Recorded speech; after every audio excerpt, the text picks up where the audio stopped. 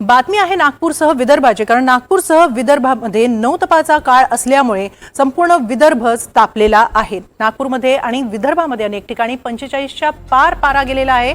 काल चंद्रपूरमधल्या ब्रह्मपुरीत पारा 47 अंशांवर पोहोचला होता। अकोला बुलढाणा जिल्ह्यातही तीव्र उन्हाळा जाणवतोय। दिवसा रस्ते ओस पडलेले असतात। तिकडे उत्तर महाराष्ट्रातही तापमान 45 अंशांच्या आसपासच फिरतंय। जळगावमध्ये तर कलम 144 लागू करण्यात आलंय।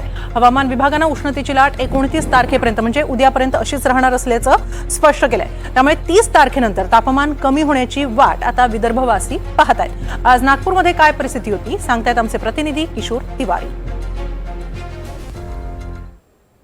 विदर्भवासी सध्या मे महिन्याचं दाहक ऊन अनुभवतायत। अकोला, अमरावती, चंद्रपूर, वर्धा आणि नागपूर ही शहरं प्रामुख्याने उन्हाच्या वाढत्या उष्म्याने हैराण झालेली आहेत।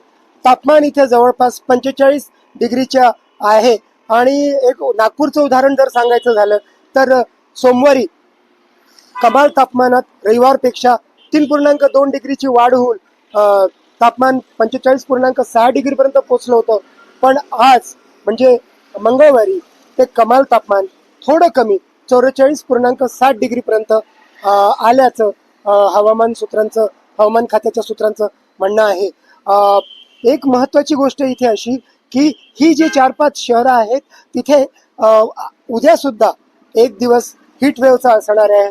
45 डिग्रीच्या आसपास कमाल तापमान असण्याची शक्यता वर्तवण्यात येत आहे आणि त्यानंतर 3 जून पर्यंत ढगाळ वातावरण राहणार आहे। त्यामुळे कमाल तापमानामध्ये 1, 2 किंवा 3 डिग्रीची कमतरता किंवा कमी होण्याची शक्यता हवामान खात्यानं वर्तवली आहे।